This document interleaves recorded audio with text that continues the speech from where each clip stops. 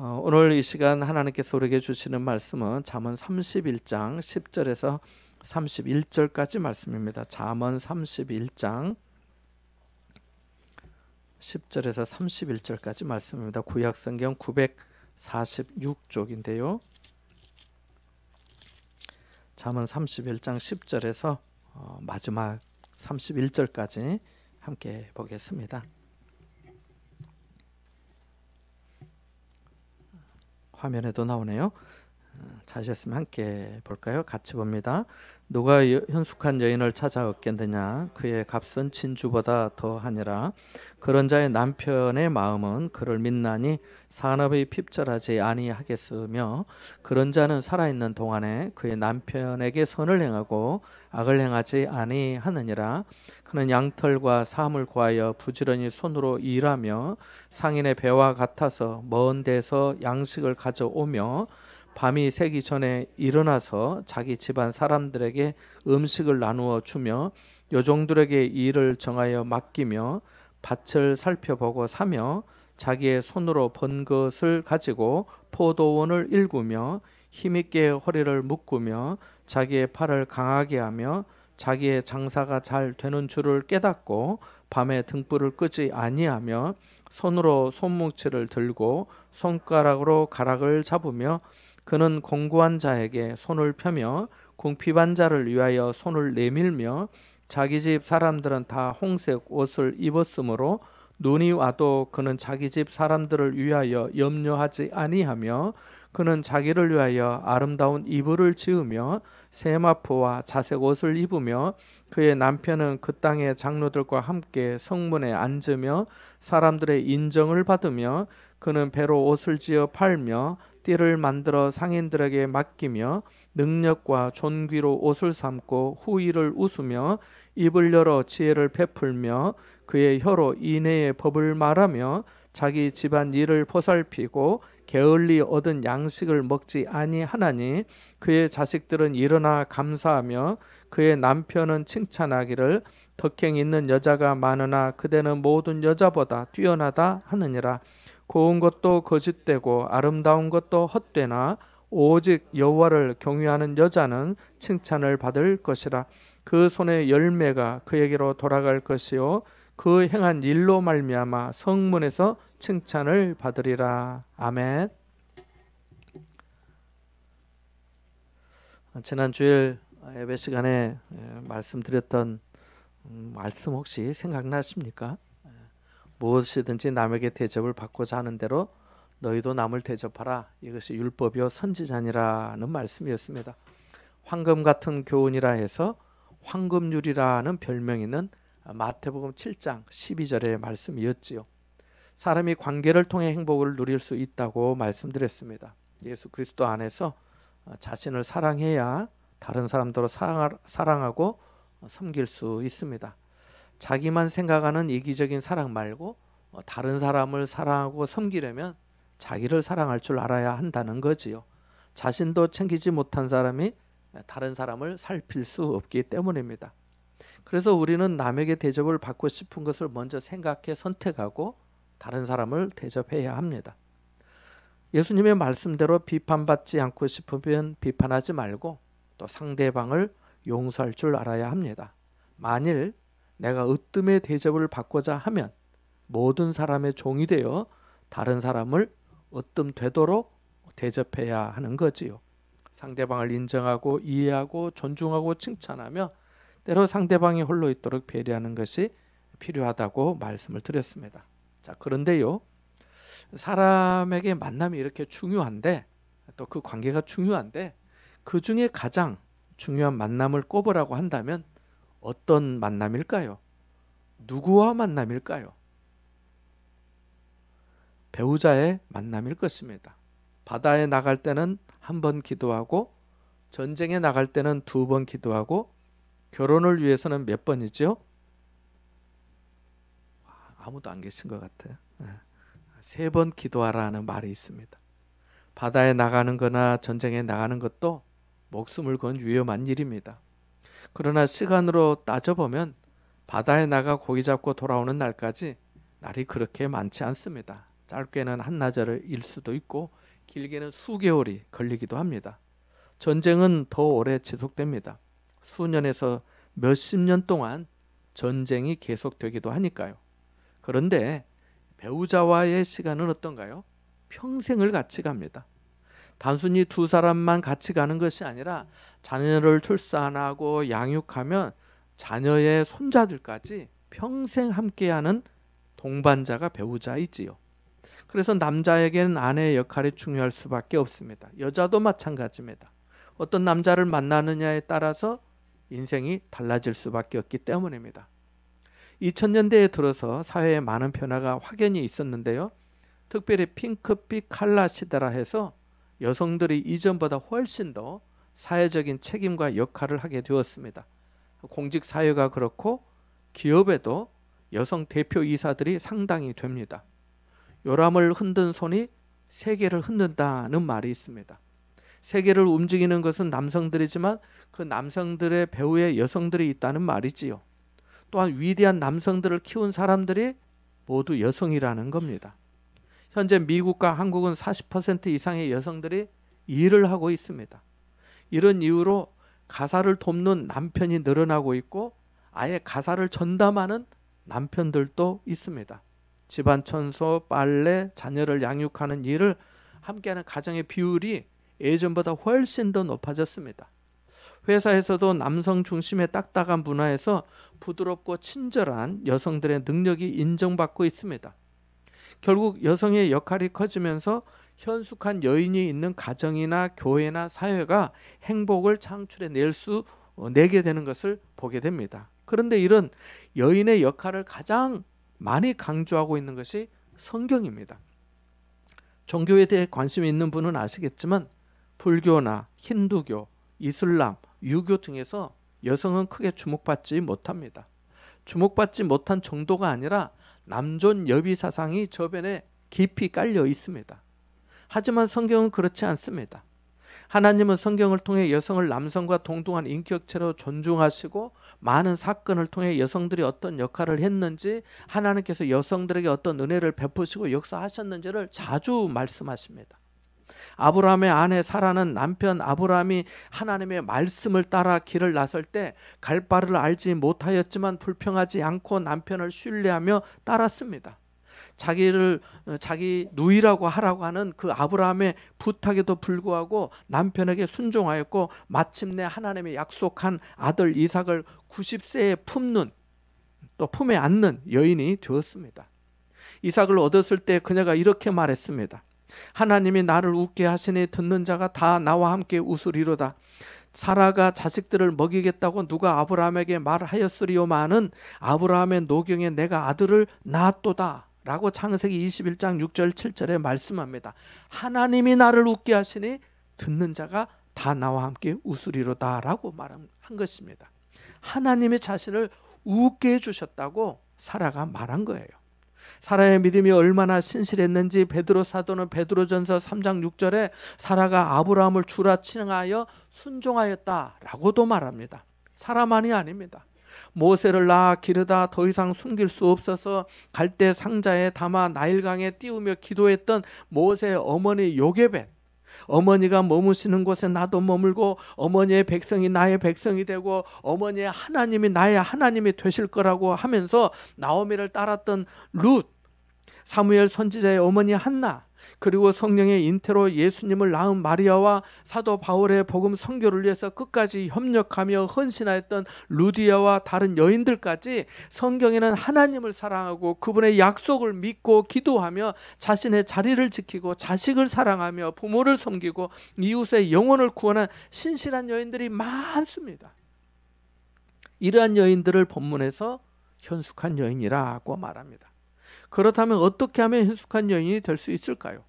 성경이 말씀한 탁월한 여인상은 무엇일까요? 오늘 말씀을 통해 성령님께서 우리 모두에게 교훈해 주시기를 바랍니다. 첫째로 현숙한 여인은 자신의 존재 가치를 아는 여성입니다. 본문 10절 말씀을 같이 한번 다시 읽어볼까요? 10절의 말씀입니다. 함께 봅니다. 누가 현숙한 여인을 찾아 얻겠느냐? 그의 값은 진주보다 더하니라. 아멘. 현숙한 여인의 값이 어떻다고 합니까? 진주보다 더하다고 합니다. 그만큼 존귀하다는 거지요. 또한 진주가 흔하지 않는 만큼 현숙한 여인이 많지 않다는 뜻이기도 합니다. 그리고 현숙한 여인을 진주에 비유한 것은 현숙한 여인은 태어나는 것이 아니라 만들어진다는 것입니다. 진주처럼 상처를 통해서, 아픔을 통해서, 고난 속에서 만들어진다는 말씀이에요. 진주는 상처 속에서 만들어지는 보석이니까요. 행복한 여인은 자신의 존재 가치를 아는 여인입니다. 자기가 여자로 태어난 것에 긍지를 느끼고 살아가는 여인, 여자로서의 자기 위치를 존귀하게 생각하는 여인 말입니다. 성경은 자주 슬기로운 여인과 아내를 가치 있게 말씀합니다. 잠언 19장 13절 14절에 다투는 아내는 이어 떨어지는 물방울이니라 집과 재물은 조상에게서 상속하거니와 슬기로운 아내는 여호와께로서 말미암느니라고 말씀합니다. 잠언 21장 9절에도 다투는 여인과 함께 큰 집에서 사는 것보다 움막에서 사는 것이 낫다고 말씀하고, 또 19절에 이어서 다투며 성내는 여인과 함께 사는 것보다 광야에서 사는 것이 나으니라고 말씀합니다. 이 구절을 들으면서 남자분들 속으로 내가 혼자 움막에 살든지 광야에 사는 게 낫겠다 라고 하시는 건 아니지요. 여성분들은 현숙한 여인이 될지 말지를 선택해야 합니다. 다투며 성내는 여인이 될 것인지 아니면 슬기로운 아내가 될 것인지 결정해야 합니다. 여러분은 자신의 존재 가치를 잘 아시기에 현명한 결정을 하실 수 있습니다. 물론 이 시간의 다짐과 결정으로 모든 것이 단번에 바뀌지는 않을 수 있습니다. 그렇지만 현숙한 여인, 슬기로운 아내가 되기로 결정하신다면 이 순간부터 그리스도 안에서 더 나은 삶이 될 줄 믿습니다. 여러분이 더 행복할 줄 믿습니다. 성령께서 여러분의 성품을 만지시고 새롭게 하실 것이기 때문입니다. 둘째로, 현숙한 여인은 남자가 되려 하거나 남자의 역할을 하려 하지 않고 남편을 돕고 가정을 세웁니다. 함께 본문 11절 12절의 말씀을 다시 한번 읽어보겠습니다. 같이 봅니다. 11절 12절 말씀입니다. 그런 자의 남편의 마음은 그를 믿나니 산업이 핍절하지 아니하겠으며 그런 자는 살아있는 동안에 그의 남편에게 선을 행하고 악을 행하지 아니하느니라. 아멘. 하나님은 아담에게 하와를 지어주실 때 아담을 돕는 배필로 아담을 돕는 배필로 지어주셨습니다. 그런데 때로 남편에게 선보다 악을 행하는 여인들도 있습니다. 다윗의 아내 미갈은 다윗이 하나님의 언약궤를 예루살렘으로 모셔오면서 너무 좋아서 기뻐서 춤추며 찬송하는 모습을 보고 남편 다윗을 업신여겼습니다. 욥의 아내는 자식을 모두 잃고 욥까지 병들어 제 가운데 앉아서 기와 장으로 몸을 득득 긁는 모습을 보고 남편에게 이렇게 말했습니다. 여보, 당신 자식 잃고 재산 잃고 당신 몸마저 입고를 당하고도 하나님에 대한 믿음을 온전히 지키겠다는 거예요? 차라리 하나님을 욕하고 죽어버려요 라고 했습니다. 그녀는 쓰러져 있는 남편을 더욱 쓰러뜨린 겁니다. 존 웨슬리의 아내도 대단했다고 알려져 있습니다. 존 웨슬리가 전도하고 집에 돌아오면 어떤 때 아내가 그에게 물을 뒤집어 씌웠답니다. 그래서 어떤 사람은 웨슬리가 아내 덕분에 유명한 전도자가 되었다고도 합니다. 왜냐하면 아내를 잘못 만났기 때문에 밖에 나가 더 열심히 전도하게 되어서 훌륭한 전도자가 되었다는 거지요. 소크라테스가 철학자가 된 것도 악처를 만났기 때문이라고들 합니다. 그래서 결혼해라. 좋은 아내를 만나면 그대는 행복할 것이다. 그렇지 않으면 철학자가 될 것이다. 라는 말도 나왔다고 합니다. 본문 23절을 보시면 현숙한 여인을 둔 남편의 위치가 어떤지 나옵니다. 그녀의 남편은 그 땅의 장로들과 함께 성문에 앉으며 사람들의 인정을 받으며 라고 말합니다. 무슨 말씀인가요? 아내 덕분에 남편의 지도자들과 함께 어깨를 나란히 하고 사람들에게 인정을 받아 유명한 사람이 되었다는 겁니다. 장로들과 함께 성문에 앉았다는 것은 단순히 유명한 것이 아니라 그 공동체에서 영향력이 있는 사람이 되었다는 것입니다. 보통 성문은 재판이 이루어지는 장소이기도 했거든요. 루즈벨트 대통령은 처음에 건강했지만 39살 나이에 그것도 정치인으로서 소아마비를 앓게 되었습니다. 그래서 휠체어에 의지하며 다녀야 했습니다. 하지만 그 몸으로 대통령에 당선되고 경제 대공황을 극복하고 2차 세계대전을 사실상 승리로 이끌었습니다.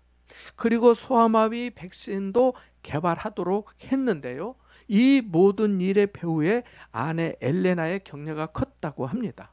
어느 날 루즈벨트가 자기 아내에게 이렇게 물었습니다.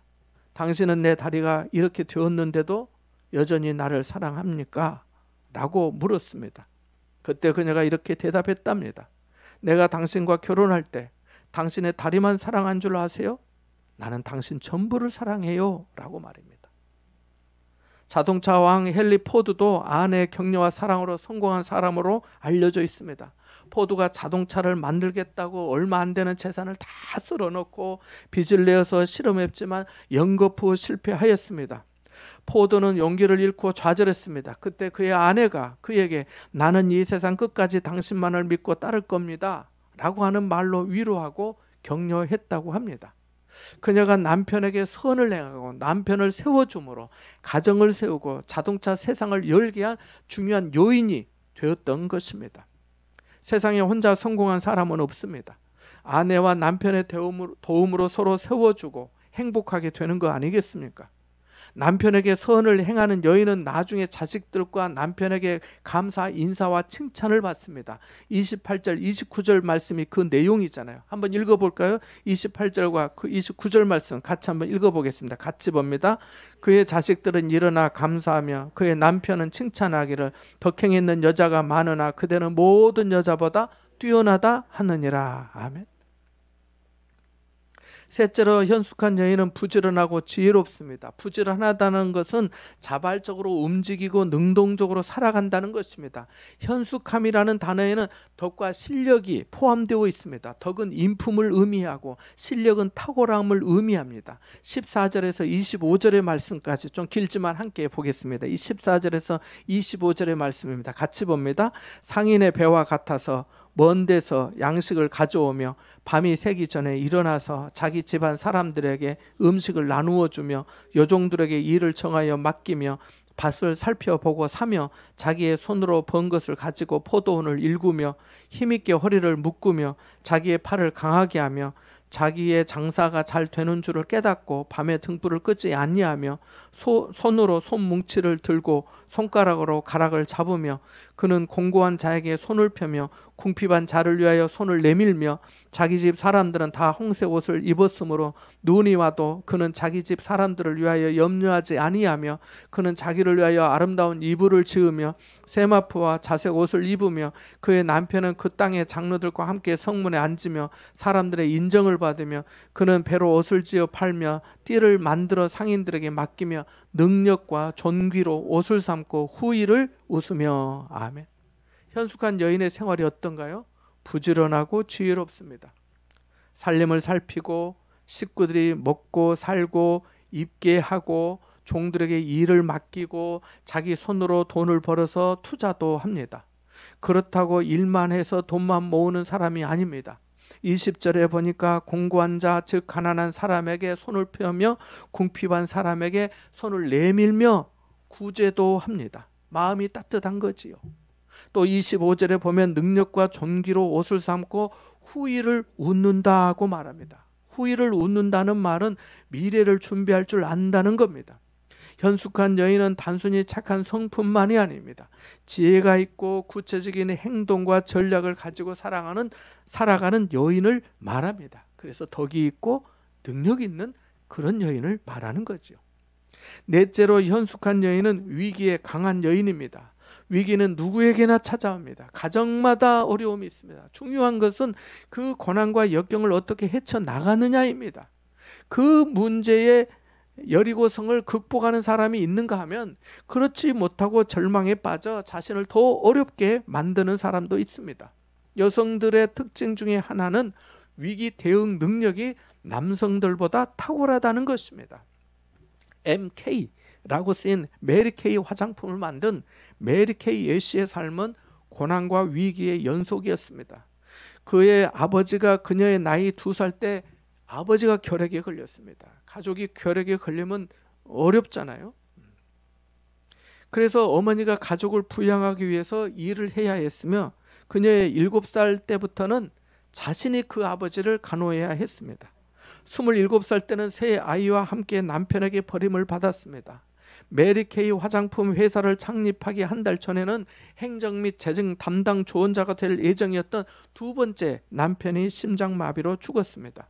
그럼에도 불구하고 메리 케이 화장품은 시작되었습니다.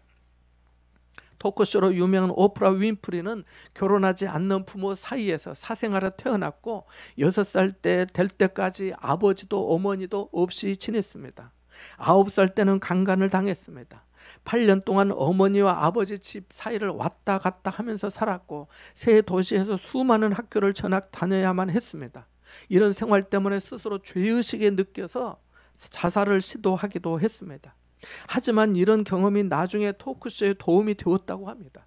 그녀는 위기를 기회로 바꾸는 노력을 쉬지 않았습니다. 그래서 이렇게 말했습니다. 나 자신을 사랑할 수 있도록 만들기 위해 노력하고 있습니다. 사랑을 받을 수 있는 방법은 무언가를 성취하는 것이었습니다. 라고 말합니다. 어려움이 올 때 뭐라도 해보는 게 필요합니다. 운동이라도 해야 합니다. 기도하면 더욱 은혜가 되는 줄 압니다. 5째로 현숙한 여인은 언어 생활이 지혜롭습니다. 26절 말씀을 한번 읽어볼까요? 26절 말씀입니다. 같이 봅니다. 입을 열어 지혜를 베풀며 그의 혀로 인애의 법을 말하며. 아멘. 이 구절이 새번역 성경에는 더 실감나게 번역되어 있는데요. 경청해 보시겠습니까? 입만 열면 지혜가 저절로 나오고 혀만 움직이면 상냥한 교훈이 쏟아져 나온다 라고 되어 있습니다. 입만 열면 지혜가 나오고 혀만 움직이면 상냥한 교훈이 쏟아져 나온다고 말입니다. 그래서 현숙한 여인은 말이 지혜롭습니다. 덕이 됩니다. 은혜가 됩니다. 한 입으로 두말하지 않습니다. 지적질하는 것이 아니라 세우고 감사하고 격려하고 칭찬하고 기쁨의 분위기를 만들어내기 때문입니다.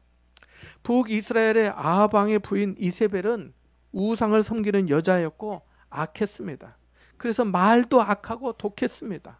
당시 선지자들을 죽이고 엘리야 선지자에게도 사람을 보내서 내가 내일 이맘때에 반드시 너를 죽일 것이다 라고 하였거든요. 나봇의 포도원도 빼앗았잖아요. 그러나 현숙한 여인은 말이 거칠지 않습니다. 친절하고 상냥합니다.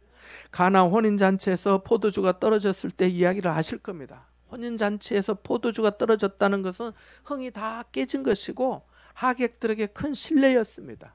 이 사정을 알게 된 마리아가 예수님에게 포도주가 없다고 했습니다. 그리고 하인들에게 그녀가 당부한 말이 뭔가요? 예수님이 너희에게 무슨 말씀을 하시든지 그대로 하라고 했습니다. 여러분, 믿음이 기적을 낳는 줄 믿습니다. 귀신 들린 딸을 둔 수로보니게 여인이 예수님에게 찾아왔다가 예수님이 자녀의 떡을 취해서 개들에게 던져주는 것은 마땅치 않다고 하시니까 그녀가 뭐라고 했습니까? 주님의 말씀이 옳습니다마는 개들도 주인의 상에서 떨어지는 부스러기를 먹나이다 라고 했습니다. 이에 예수님이 그녀의 믿음을 보시고 딸을 치유해 주셨습니다. 루디아는 바울에게 만일 나를 주 믿는 자로 알거든 내 집에 들어와 유하라고 초청하여서 자기 집에서 섬겼습니다. 잠언 25장 11절의 경우에 합당한 말은 아로새긴 은쟁반에 금사과니라고 말씀합니다. 현숙한 여인이 되려면 입술에 파수꾼을 세워달라고 기도하고 말의 은혜와 지혜를 구해야 합니다. 6째로 현숙한 여인은 자신을 가꿀 줄도 압니다. 22절에 어떻게 말씀합니까? 그는 자기를 위하여 아름다운 이불을 지으며 세마포와 자색 옷을 입으며 라고 말합니다. 하나님은 중심을 보시지만 사람은 외모를 봅니다. 그러니까 우리는 외모를 가꾸는데도 관심을 가져야 합니다. 나는 안 꾸며도 예뻐. 눈만 떠도 사람들이 나를 좋다고 해. 라고 하면서 자신만만하게 다니시면 다른 사람들이 놀랄 수가 있습니다. 디모데전서 2장 9절 말씀처럼 금이나 진주나 값진 옷으로 하는 것이 아니라 그리스도를 담는 성품으로 내면을 가꾸어야 합니다. 25절에 능력과 존귀로 옷을 삼고 라는 말씀이 그 의미 아니겠습니까? 그 마음이 고상함으로 나타나는 거 아니겠습니까? 일곱째로 현숙한 여인은 경건합니다. 이것은 앞에 모든 것을 가능하게 하는 원천이기도 합니다. 함께 30절, 31절 말씀을 다시 한번 읽어보겠습니다. 같이 봅니다. 고운 것도 거짓되고 아름다운 것도 헛되나 오직 여호와를 경외하는 여자는 칭찬을 받을 것이라. 그의 손의 열매가 그에게로 돌아갈 것이요 그 행한 일로 말미암아 성문에서 칭찬을 받으리라. 아멘. 본문에서 현숙한 여인이 칭찬을 받는 경우가 딱 2번 나오는데요. 하나는 28절에 남편에게 선을 행하고 그를 돕고 자녀를 잘 양육하고 살림을 잘해서 칭찬을 받음이 나옵니다. 그리고 또 하나가 방금 읽은 말씀입니다. 어떻게 말씀합니까? 고운 것도 거짓되고 아름다운 것도 헛되나 오직 여호와를 경외하는 여자는 칭찬을 받을 것이라고 말씀합니다. 잠언 9장 10절에 여호와를 경외하는 것이 지혜의 근본이요 거룩하신 자를 아는 것이 명철이라고 합니다. 하나님을 알고 하나님을 경외하는 것이 보배 중에 보배입니다. 31절에 그의 손의 열매가 그에게로 돌아갈 것이요 그 행한 일로 말미암아 성문에서 칭찬을 받으리라고 말합니다. 그러니까 그 아내의 도움으로 그 남편이 성문에서 장로들과 함께 앉을 거라고 했는데 그 자리에서 그 여인이 칭찬을 또 받을 거다는 것입니다. 평판이 좋다는 것이지요. 자, 그래서 우리가 생각해 볼 수 있습니다. 사람이 무슨 비난의 말을 듣기는 쉬워도 누군가에게 인정과 칭찬받기는 그리 쉬운 일이 아니잖아요. 10절부터 29절까지를 생각해 보십시오. 이렇게 살기가 쉽겠습니까? 현숙한 여인이 칭찬을 받고 그 손의 열매가 그에게로 돌아가기까지 그냥 되었겠습니까? 거기에 얼마나 많은 수고와 인내가 있었겠습니까? 곤고하고 궁핍한 자에게 손을 내미는데 빈손으로 내밀었겠습니까? 그런 일이 그냥 입으로만 해서 될 일입니까? 아니잖아요. 여러분은 어떤 사람이 현숙한 여인이라고 생각하십니까? 경건한 여인을 어떤 사람으로 생각하십니까?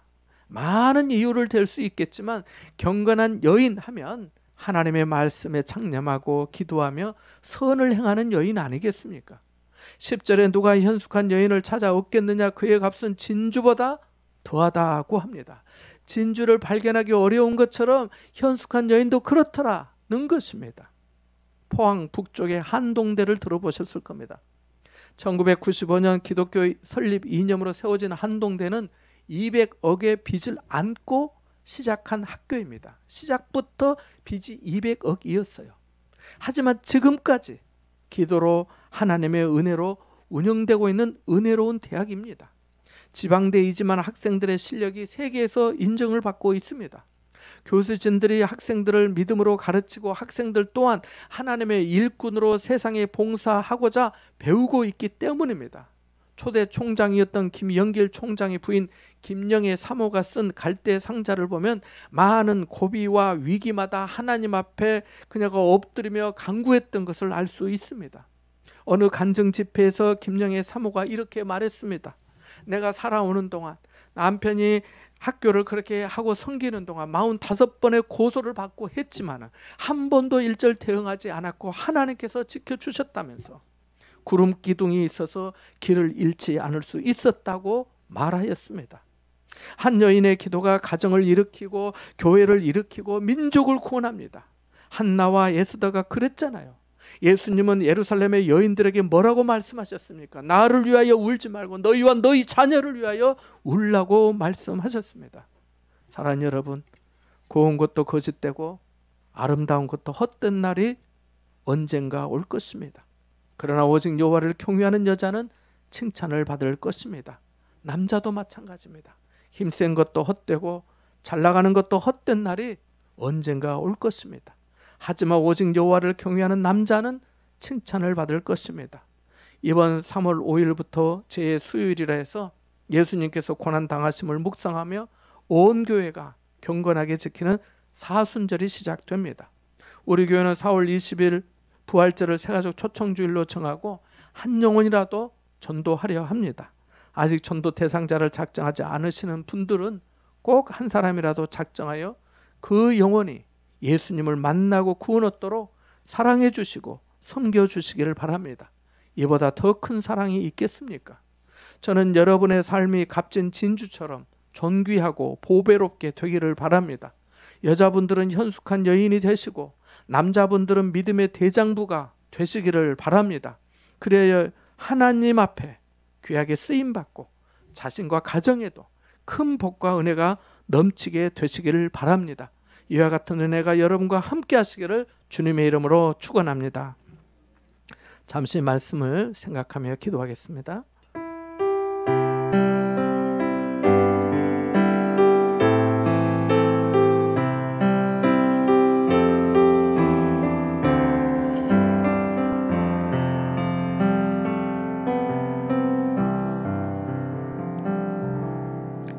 은혜로우신 하나님 아버지, 저희가 은혜를 사모하오니 저희 모두에게 은혜를 내려 주옵소서.